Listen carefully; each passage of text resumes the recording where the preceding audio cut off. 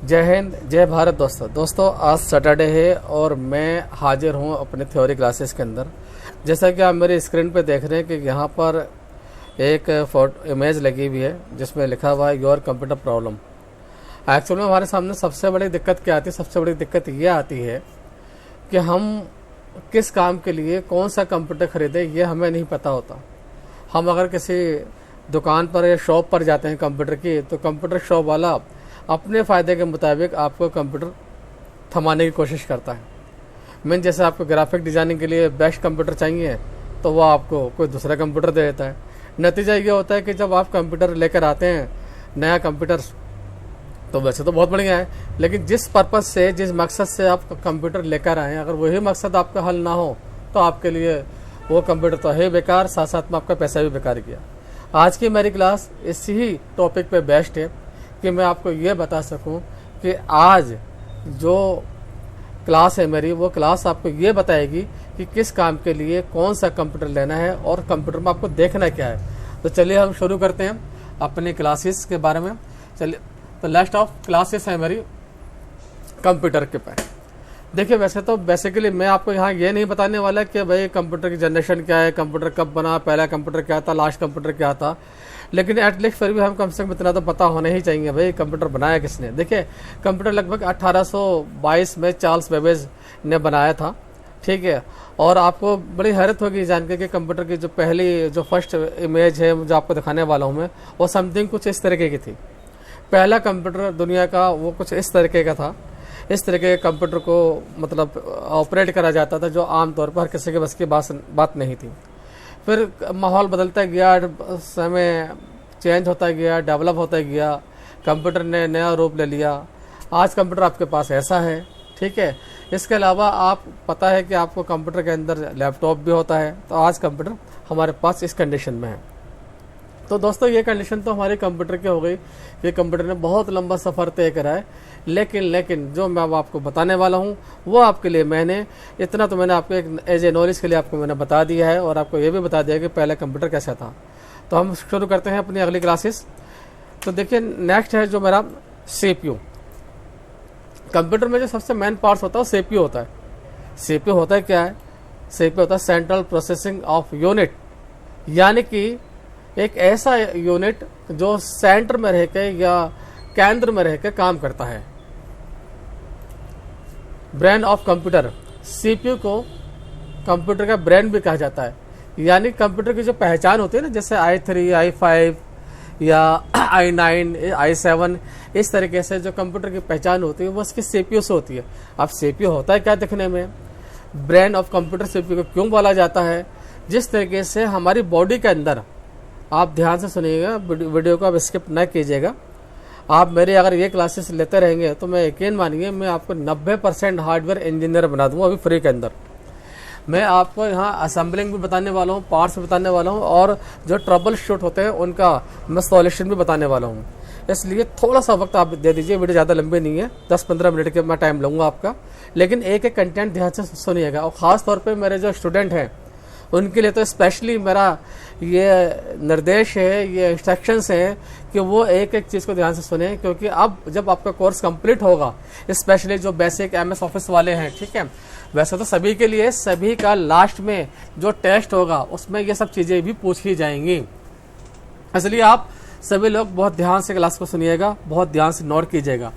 देखिए, जो कंप्यूटर का मेन पार्ट्स होता है ना, वो होता है CPU, यानी सेंट्रल प्रोसेसिंग ऑफ यूनिट, जिसको हम कंप्यूटर का ब्रेन भी कहते हैं। जिस तरीके से ह्यूमन बॉडी के अंदर हमारा ब्रेन हमारे तमाम पार्ट्स को कंट्रोल करता है, उसी तरीके से कंप्यूटर के अंदर भी कंप्यूटर के सभी पार्ट्स को कंप्यूटर जो CPU है, CPU वो कंट्रोल करता है। अब CPU का ताकतवर होना बहुत ज़रूरी है। अगर CPU ज़्यादा पावरफुल नहीं है तो नेचुरली बात है कि भाई आपका कंप्यूटर भी इतना अच्छा नहीं चलेगा, इतना अच्छा वर्किंग नहीं करेगा। जैसे ह्यूमन बॉडीज़ में होता है, जो अच्छे दिमाग वाले होते हैं उनकी वर्किंग अच्छी होती है, और जो तेज़ दिमाग वाले होते हैं तो उनकी वर्किंग और मतलब काम करने का तरीका बहुत फास्ट, बहुत अच्छा होता है। लेकिन उसी की बनिस्बत अगर हम दूसरे बंदे की बात करें जो जिस्म से कमज़ोर है या कम पढ़ा लिखा है, तो वो उसकी स्पीड काम की कम रह जाती है। तो इसी तरीके से सीपीयू भी हमारा बेस्ट होना चाहिए। आप कौन सा सीपीयू मुझे लेना है, सीपीयू मुझे देखना है क्या क्या होता है, यही मुझे आज आपको बताना है। मेरे इस क्लासेस के बाद आप बहुत कुछ जान जाएंगे। देखिए नंबर 1 पे मैंने रखा इंटेल को। देखिए सीपीयू इंटेल, एएमडी और सेलेरॉन 3 तरह के आते हैं। अब कौन सा सीपीयू किस काम के लिए मुझे आपको यही बताना है। नंबर 1 पे मैंने रखा है इंटेल, और सीपीयू का जो रूप होता है वो ये होता है, यानी कि जो चिप से आप देख रहे हैं ना यहाँ पर ये चिप बनी हुई आ रही है यहाँ पर, ये ठीक है, जिसमें Intel core i9 X series लिखा हुआ है। एक्चुअल में इंटेल दुनिया का मोस्ट पावरफुल सीपीयू है, और ये इतना ज़बरदस्त है कि अगर आप इसे 24 घंटे भी चलाएं ना तो इसके सेहत पे कोई फ़र्क नहीं पड़ता है। मैंने खुद अपने इंस्टीट्यूट के अंदर सुबह 7 से लेकर रात 11 बजे तक कंप्यूटर को ऑन रखा है, चलाया है, उन पर वर्किंग करी है, लेकिन इनकी सेहत पे कोई फ़र्क नहीं पड़ा। इसलिए मेरी निगाह में, मैं बाकी तो नहीं जानता, लेकिन मेरा जो एक्सपीरियंस है अब तक का 20-21 साल का, उस एक्सपीरियंस में इंटेल नंबर 1 है। अब इंटेल किन चीज़ों में ज़्यादा यूज होता है? इंटेल बेस्ट फॉर है graphic designing, animation and video editing. इस तरीके के जो बड़े कोर्सेज होते हैं जिनमें हमें हाई स्पीड चाहिए होती हैं और अच्छी वर्किंग चाहिए होती है, उसके लिए इंटेल बहुत बेस्ट कंप्यूटर से बहुत बेस्ट है सीपीयू ये। अब अगर आप मार्केट में जा रहे हैं तो मार्केट में आप जिस दुकानदार से आप कंप्यूटर खरीद रहे हैं, उस दुकानदार से आप क्या बोलेंगे? उस दुकानदार से आप बोलेंगे कि भैया मुझे इंटेल कोर में चाहिए। आप इंटेल कोर आप i5 ले सकते हैं, i7 ले सकते हैं, i9 ले सकते हैं। ये आपकी एक्चुअल में जेब पर डिपेंड करता है कि आपकी जेब कितना अफोर्ड कर सकती है या कितना आप महंगा कंप्यूटर खरीदना चाहते हैं। क्योंकि कंप्यूटर के अंदर और इंटेल के अंदर ही 15-16 हज़ार से लेके जो है बहुत कई लाख रुपए तक के इसके अंदर कंप्यूटर हैं। यहाँ मैंने अभी ज़्यादा मैं आपको डिटेल नहीं दे रहा हूँ, आपको इतना मैं बता रहा हूँ कि इंटेल नंबर 1 है जो ग्राफिक डिजाइनिंग, एनिमेशन और वीडियो एडिटिंग के लिए। हम में से बहुत सारे लोग कई बार लैपटॉप या डेस्कटॉप खरीदने के लिए हम नेहरू प्लेस जाते हैं। तो नेहरू प्लेस में अक्सर क्या होता है, वहाँ जो दुकानदार होते हैं, स्पेशली लैपटॉप वाले जो हैं, लैपटॉप वाले क्या करते हैं, वो आपको AMD राइजन जैसे जो लैपटॉप होते हैं वो थमाने की कोशिश करते हैं। तो माय डियर, आपको AMD नहीं लेना है, इंटेल सेलेरॉन भी नहीं लेना है, आपको लेना है इंटेल कोर i9। फिर सुन लीजिए, आपको जो लैपटॉप लेना है या डेस्कटॉप आपको लेना है उसका प्रोसेसर इंटेल कोर के अंदर होना चाहिए। अब इंटेल कोर i5 भाई मिनिमम कम से कम आपका इंटेल कोर i5 6 जनरेशन तो हो यहाँ पर, तो ये आपके लिए बेस्ट है। अब इसमें एक चीज़ और भी मायने रखती है, वो मायने रखती है इसके अंदर क्लॉक स्पीड इन गीगाहर्ट्ज़। यानी कि हम में से बहुत सारे लोग जो थोड़े बहुत होशियार होते हैं या थोड़े से मतलब इंटेलिजेंट होते हैं, जानते हैं कंप्यूटर के बारे में, वो कहते हैं भाई नहीं हम नेहरू पैलेस जा रहे हो, नेहरू पैलेस जाके हम कंप्यूटर ले आएंगे, हम जनरेशन के हिसाब से लेके आएंगे। तो माय डियर, वो नेहरू पैलेस है, वो एक ऐसी मार्केट है जहां पर आप कितने ही होशियार क्यों ना हो, आप वहां दुकानदार से ज़्यादा होशियार नहीं हो सकते हैं। वहां का जो दुकानदार है वो बड़े बड़े को पानी पिला देता है। तो माय डियर, तो लेकिन मैं आपको यहाँ पर बताना चाहता हूँ कि आप जब इंटेल कोर में i6 या 6 जनरेशन या 5 जनरेशन इसको नहीं देखना है, आपको एक चीज़ और भी देखनी है। मान लीजिए हम में से बहुत सारे लोग जब ऑनलाइन कोई लैपटॉप खरीदते हैं तो उन्हें ऑनलाइन सस्ता दिखता है, लेकिन जब वो मार्केट में जाते हैं तो वहाँ पर वो सिस्टम जो लैपटॉप वो महंगा दिखता है। कई बार दुकानदार जो है सस्ता बेच रहा होता है तो ऑनलाइन महंगा मिल रहा होता है। आखिर ये क्या सिस्टम है? एक्चुअल में ये सिस्टम है एक सीपीयू की क्लॉक स्पीड। एक्चुअल में सीपीयू की एक क्लॉक स्पीड होती है जिसकी स्पीड की बिना पर सीपीयू वर्क करता है, जैसे जिसको हम गीगाहर्ट्ज़ में माप सकते हैं। मैं भी आपको दिखा भी देता हूँ कि किस तरीके से आप सीपीयू की क्लॉक स्पीड को नापेंगे। लेकिन फिलहाल थोड़ा सा हम आगे बढ़ते हैं, क्योंकि मैक्सिमम जो स्पीड है इस टाइम, मैक्सिमम तो खैर नहीं कहूँ मैं, लेकिन मीडियम जो स्पीड है वो 3.0 गीगाहर्ट्ज़ या समथिंग 2.7 2.8 गीगाहर्ट्ज़ तो आपकी होनी चाहिए।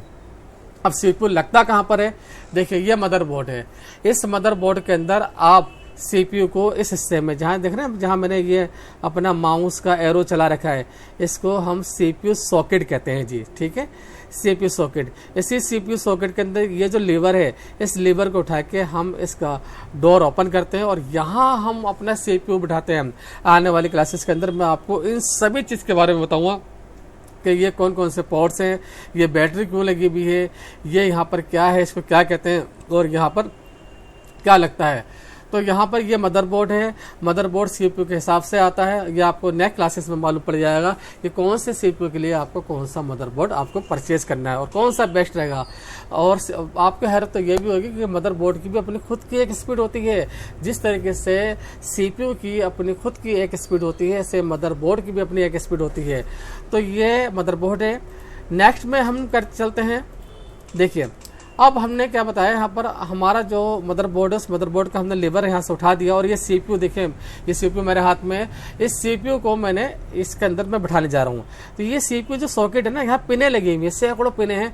इन पिनों को सावधानी के साथ में हमें यहाँ पर सीपीयू लगाना होता है। और एक चीज मैं आपको और समझा दूं, आप यहाँ देख रहे हैं ना सीपीयू में यहाँ पर एक जगह पर कट है, यहाँ पर इस जगह पर कट पड़ा हुआ है। तो ये जो कट है ना यहाँ पर, इस कट के साथ में ऐसे ही सीपीयू सॉकेट के अंदर भी यहाँ पर एक कट है। तो हमें कट से कट को मिलाकर रखना होता है ताकि उल्टा ना लग जाए। उसके बाद जब ये सीपीयू उसमें बैठ जाता है तो हम इसको बंद कर देते हैं। बंद करने के बाद सीपीयू हीट ना हो उसके ऊपर एक फैन लगाते हैं। अब यहाँ पर मैं आपको एक पते की बात बता दूं, जब कभी आप कंप्यूटर चलाएं और आपका कंप्यूटर अचानक जो है बंद होने लगे, कई बार ऐसा होता है, खासतौर पर गर्मी में तो बहुत होता है, जब मई जून की गर्मी पड़ती है और हमारे वहाँ पे एसी वगैरह नहीं लगा हुआ होता है, तो उस दौरान बड़ी दिक्कत आती है। अचानक कंप्यूटर चला 2 मिनट 3 मिनट एकदम बंद हो गया, फिर आपने 1-1.5 घंटे बाद आपने खोला, फिर चलाओ 2-4 मिनट फिर बंद हो गया। तो आपको ऐसी कंडीशन में सबसे पहले अपने अगर सीपीयू है तो उसका ढक्कन खोलिए और ये देखिए कि मदरबोर्ड पे ये जो फैन लगा हुआ है ये कहीं बंद तो नहीं है या इसकी स्पीड तो स्लो नहीं हो गई है। अगर इसकी स्पीड स्लो हो गई है तो तब भी इसको बदलना है और बंद में तो आपको बदलना ही है। ऐसे ही लैपटॉप में आपको नीचे और साइड में आपको हाथ लगा के देखना है कि आपका लैपटॉप हीट तो नहीं खा रहा है। अगर आपका लैपटॉप हीट खा रहा है तो आपका लैपटॉप का जो फैन है वो सही वर्किंग नहीं कर रहा है, उसको बदलना पड़ेगा। बदलते ही आपका लैपटॉप भी सही वर्किंग में आ जाएगा, बेस्ट वर्किंग में आ जाएगा। तो ये जो मेरी क्लासेस है ना, ये आज की बेस्ट क्लासेस थी सीपीयू के ऊपर। अब मैं आपको दिखाता हूँ कि सीपीयू की स्पीड को आप कैसे चेक करेंगे। नेक्स्ट क्लासेस मेरी होगी मदरबोर्ड, रैम, HDD, SSD और NVMe पर। तो अगले क्लासेस में मैं आपको इन सब के बारे में बताऊंगा। चलिए अब मैं आपको क्लॉक स्पीड के बारे में बताता हूँ क्या होता है। देखिए आपको करना क्या है, क्लॉक स्पीड के लिए आपको यहाँ देख रहे हैं नीचे की साइड में, इस जगह नीचे की साइड में ये टास्क बार होता है, इस पर आपको राइट क्लिक करना है और राइट क्लिक करने के बाद आपको टास्क मैनेजर में जाना है। ठीक है, मैं आपको यहाँ बताने वाला हूँ क्लॉक स्पीड ऑफ CPU। तो आपको इस नीचे की जहाँ पर ये स्टार टाइप सब लिखा हुआ होता है, आपको यहाँ नीचे क्लिक करना है और यहाँ राइट क्लिक करके आप टास्क मैनेजर में जाएंगे और टास्क मैनेजर में जाने के बाद आपके सामने यहाँ पर एक बॉक्स खुलेगा। इस बॉक्स में आपको जाना है यहाँ पर परफॉर्मेंस, देख रहे हैं ये जो परफॉर्मेंस है यहाँ क्लिक करेंगे। जैसे ही आप परफॉर्मेंस पे क्लिक करेंगे भाई साहब, ये देखिए सीपीयू की क्लॉक स्पीड 3.5, मेरा सीपीयू जो है उसकी क्लॉक स्पीड उसकी 3.5 है और इसके अंदर मेमोरी 16 GB है। इसके अंदर हार्ड डिस्क देख रहे हैं यहाँ पर 1 2 3 मैंने हार्ड डिस्क इसके अंदर लगा रखी हैं। एक इसमें HDD लगी हुई है और 2 इसमें SSD लगी हुई है। आपको सारी डिटेल आपको यहीं से मिल जाएगी। और इसमें एथरनेट लगा हुआ है, साथ में इसमें लगा हुआ है GPU AMD ग्राफिक कार्ड। तो ग्राफिक कार्ड भी मैंने इसके अंदर दे रखा है GPU का, ठीक है, AMD का ग्राफिक कार्ड है। यहाँ से आप सब कुछ चेक कर सकते हैं कि कितनी स्पीड है, कितनी मेमोरी है। तो मेरी CPU क्लॉक स्पीड ये है 3.5 GHz, 16 GB की रैम लगा रखी है, एक HDD लगी हुई है, 2 SSD लगी हुई है। तो आप जब कभी भी मार्केट में जाएं और अगर आपको लैपटॉप परचेज करना है तो लैपटॉप में आप ये कमांड यहाँ से डाल के ज़रूर देख लें, तो आपको बड़ा बेनिफिट होने वाला है इस क्लासेस के बाद। एक तरीका मैं आपको और भी बता देता हूँ, ये जो दिस PC लिखा हुआ है आपको इस पर राइट क्लिक करना है और प्रॉपर्टीज में जाना है। प्रॉपर्टीज में जाने के बाद आपको थोड़ा सा यहाँ पर वेट करना है।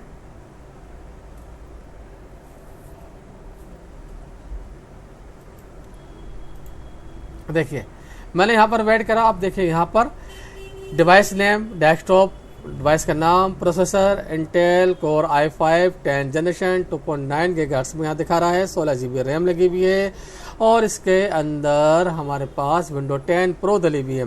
आप यहाँ से भी चेक कर सकते हैं, लेकिन जो एक्चुअल जो इसकी स्पीड है या एक्चुअल जो इसका इंफॉर्मेशन है वो वहीं से है जो मैंने आपको बताया था कि राइट क्लिक करके आप टास्क मैनेजर से परफॉर्मेंस में जाकर आप यहाँ से आप चेक कर सकते हैं।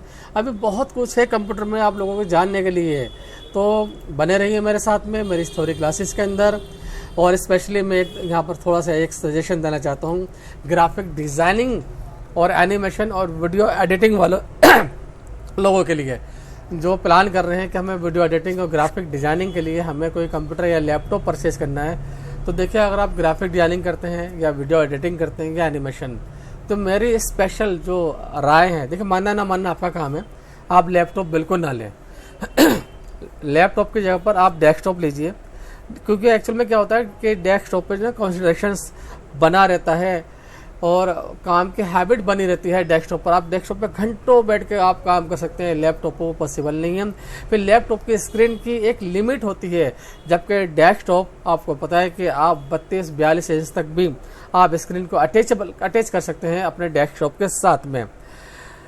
इसके अलावा ग्राफिक डिजाइनिंग, एनिमेशन, मल्टीमीडिया या वीडियो एडिटिंग के लिए कम से कम i5 6 जनरेशंस होना चाहिए, 16 GB रैम, 500 GB SSD या NVM लगा सकते हैं, 4 GB का graphic card, minimum graphic card GT 730 भी आप लगा सकते हैं। वैसे 610 वगैरह भी हैं, बहुत सारे हैं, लेकिन आप लो बजट के अंदर आप इसको लगा सकते हैं और देन आपका काम इतने में हो जाएगा।